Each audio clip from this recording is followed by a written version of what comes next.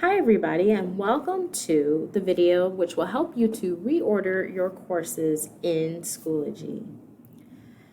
Here on our home screen, you'll see messages from a lot of your different classes that you're taking this year. To get to all your different courses, you'll come up to the top toolbar and click on the word Courses. Once you're here, you'll see a listing of all your different courses that you're taking this year. To reorder your courses, go to My Courses, and here you'll see more of the courses you're taking.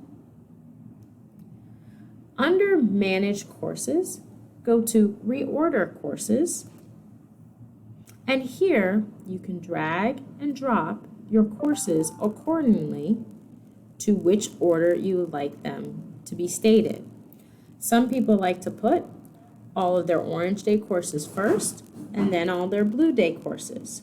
Or you can put your courses in alphabetical order, or you can also do your courses by period number. It is all up to you and what organization you like best. Once you have reordered your courses, they are set to go in your Courses tab.